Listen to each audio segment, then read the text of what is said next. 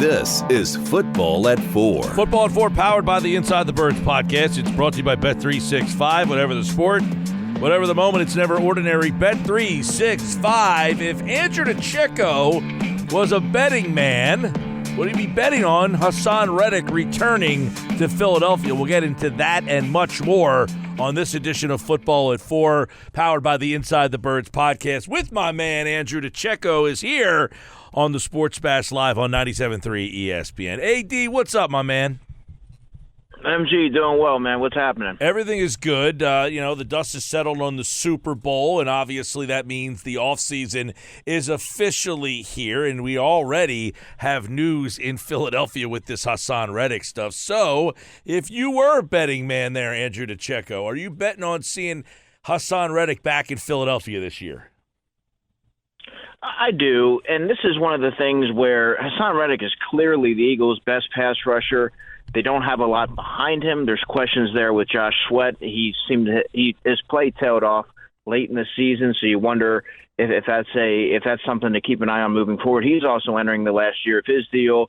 Nolan Smith, there's a big question mark there. I think they really think highly of Haason Reddick. It's just a matter of both sides coming to an agreement. Do I view him as a $25 million a year player? Probably not. But I could certainly see them saying, "How about $22 million?" and trying to maybe around that area, see if you're able to sort of come to an agreement there. But he's too valuable for the Eagles. 27 sacks in 2 seasons, a difference maker as a pass rusher. Yes, he went radio silent the second half of last season, but so did everyone on that defense. And I think that atrocity of a defense was a byproduct of sort of diminishing returns on some of those bigger marquee players. So I think that the Eagles are going to find a way to make it work. Yeah, I mean, this is obviously him saying, I think I should get more money. The Eagles are saying, not all that interested in paying more money. If you think you can go find more money, we'd be interested in listening there. And I guess this has to do with your article over at InsideTheBirds.com, Andrew, which is second-year players. So let's start with Nolan Smith. I mean, is Nolan Smith, in your mind, a guy that could replace Haason Reddick right now? No, not next season. He needs to get a lot stronger. There's obviously questions about his shoulder. He made a weird comment I guess it was around training camp towards the end of it and end of preseason, that sometimes my shoulder works and sometimes it doesn't. And he sort of laughed about it. So you wonder if that's going to be something that continuously happens. You wonder if he's going to eventually have to have shoulder surgery. But ultimately, he needs to get a lot stronger. He's largely unproven. And the Eagles made that mistake last year in putting all their eggs in the Nakobe Dean basket, building your entire plans around him without having much to back it up.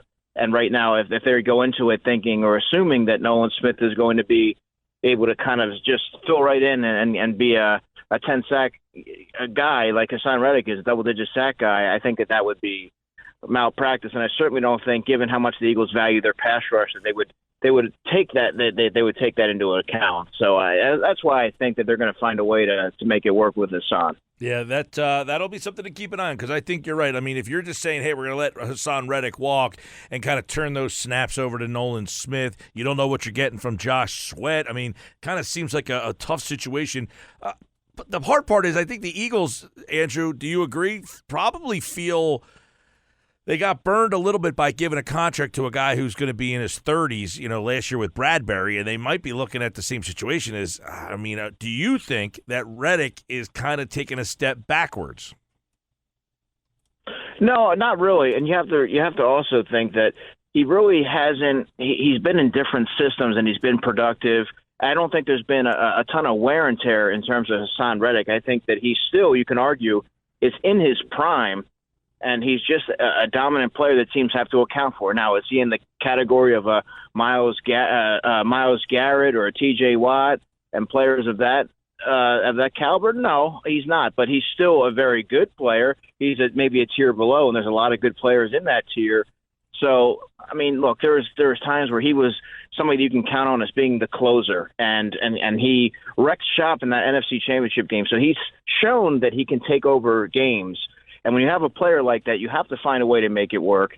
I don't think with him approaching 30 in his position, it's a little bit different than maybe a corner position where you really can fall off drastically. If you can't move or cover, that's a big concern. But I think in Reddick's case, I think that if you're the Eagles, you want to find a way to make it work. Now, when they signed him to that deal, knowing if he played to his capabilities, I kind of looked at it and said this could be trouble a couple of years in if he provides them the returns that they're assuming that he's going to, and here we are. Andrew DeCecco, Football 4 from the Inside the Birds podcast, InsideTheBirds.com.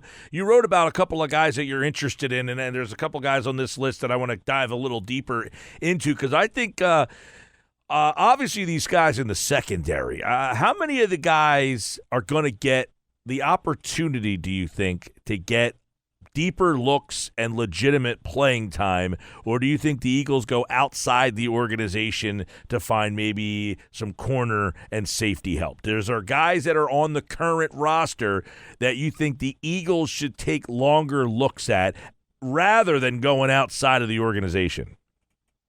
Well, I think Kelee Ringo is certainly a player that they have high hopes for, and he showed promise and sort of you saw him progress the more snaps that he got. So I think that if you're the Eagles, you have to find a way to develop young defensive backs. They haven't done a really good job in that. And I think when you have one in Kelee Ringo, you have to find a way to make sure that you maximize and continue his growth. Now, Eli Ricks is another player that I truly believe the Eagles really like. I don't know if they view him as a starter. I think they view him as more of a top backup corner, outside corner that is, as a reserve option, and somebody who can probably be a spot starter if needed.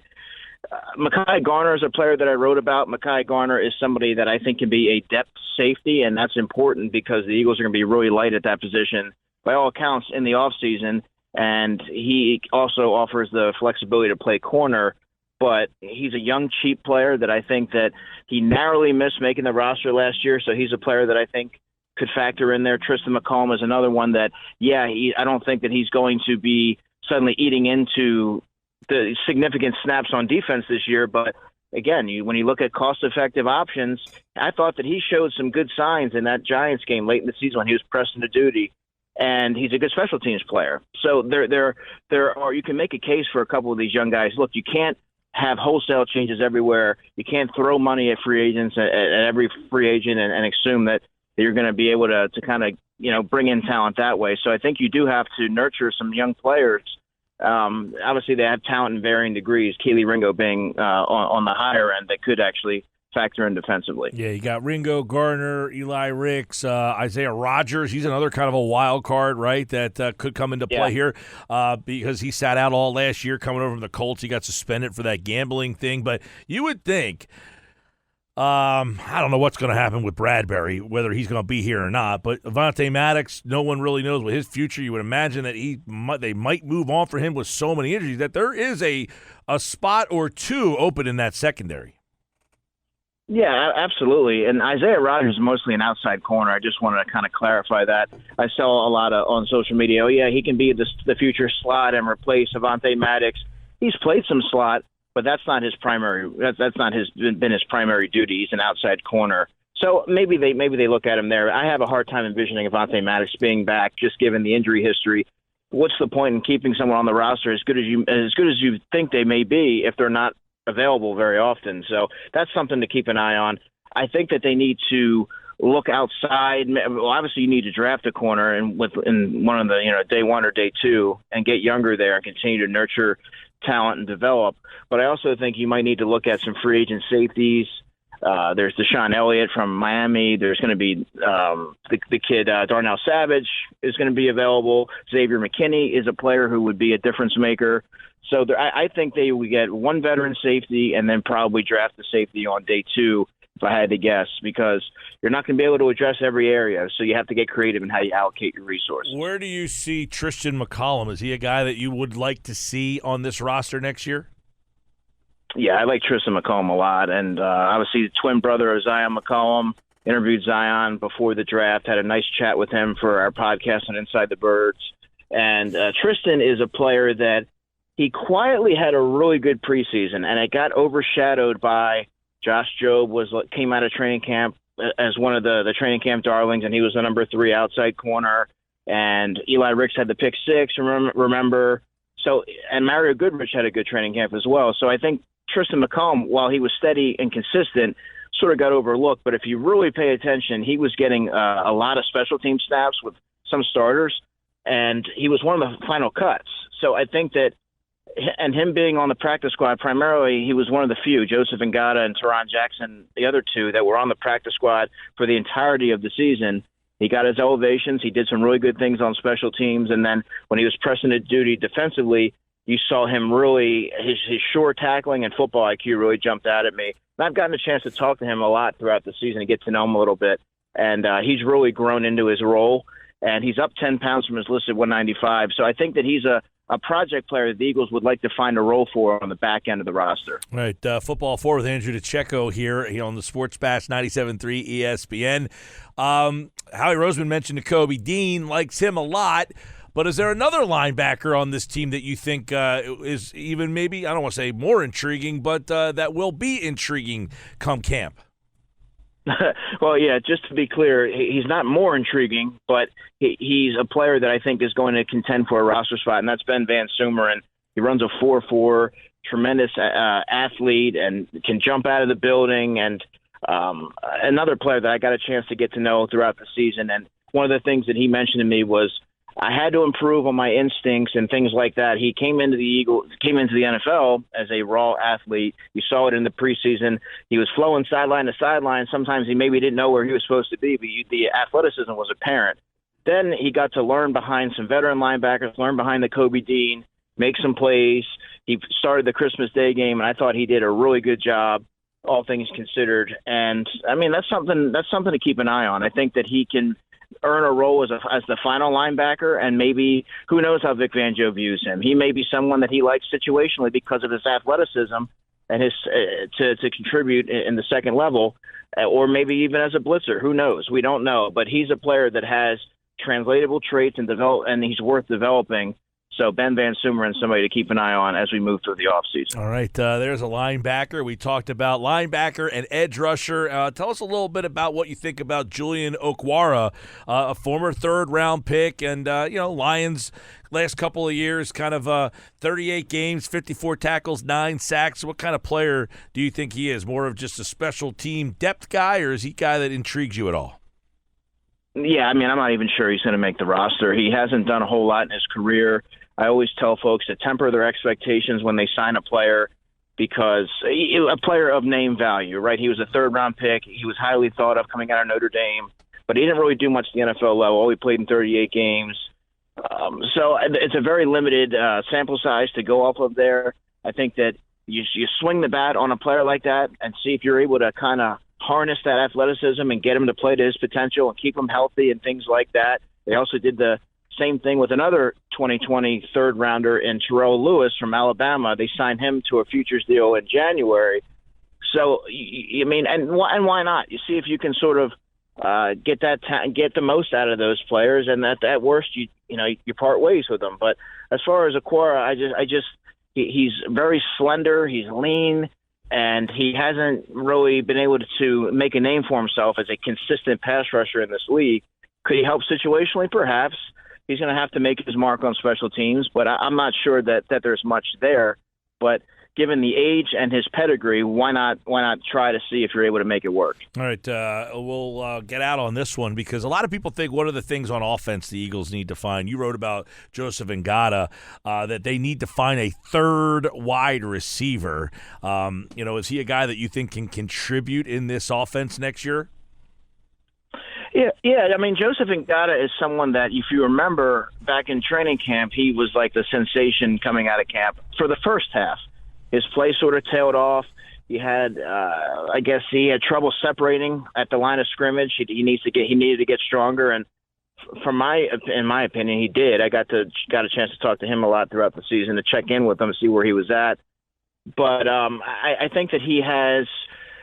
Going back to college, he was somebody that I pinpointed a couple of years as being a breakout player. I really liked him coming out of when he arrived at Clemson in 2019, and it just never happened, right? He struggled with injuries a lot. He stayed healthy throughout training camp, and you got to see what he could do a little bit. But I think that everything happened a little bit too fast for him. He was able to kind of develop on the practice squad under Aaron Moorhead and be around guys like Julio Jones and AJ and Devontae, and then learn under them.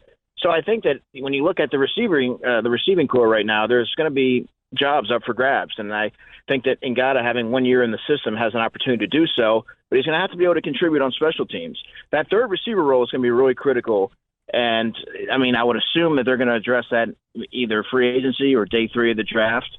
And Britton Covey should get an opportunity there as well, him being there 2 years and offering a different skill set, as we mentioned last week. So they're going to have a lot of decisions to make there as far as depth goes at the wide receiver position. By the way, Britton says hello, and he said that he obviously enjoyed your coverage and talking to you throughout the season. I did. See, you didn't think I would pass over your hello to him, but I did.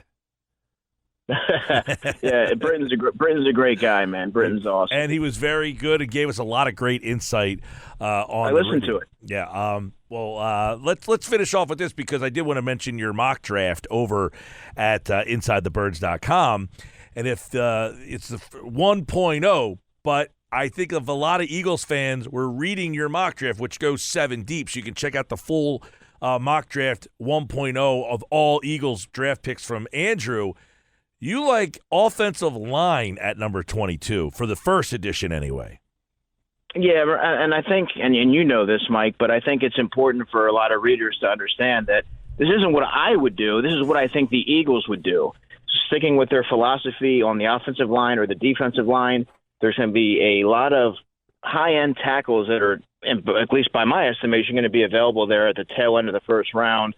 You know that Lane Johnson's probably only got a couple of years left, max. He's 34 years old. You want to prepare for the future. The Eagles have been a team that are always progressive and thinking ahead. So to me, that would make a lot of sense. Tyler Guyton, by the way, was my pick, and he's been Lane Johnson's understudy. So I think that if he's available there and you're not able to get someone like a Quinyon Mitchell who his stock is elevating, he may not be there at 22. The best value in that area would likely be offensive tackle. So I would think, given the Eagles' philosophical standpoint, they would probably reach for a tackle there. Or not reach, they would go with the tackle there. Very good. And, of course, we'll be back deeper on the draft with Andrew as we get closer to that. Free agency is here. More over at InsideTheBirds.com. And, of course, Football at 4 right here on the Sports Bash on 97.3 ESPN. All right, buddy. We'll talk to you next week, pal. Sounds good, man. Have a good week. Andrew DeCecco from InsideTheBirds.com is our guest on Football at 4.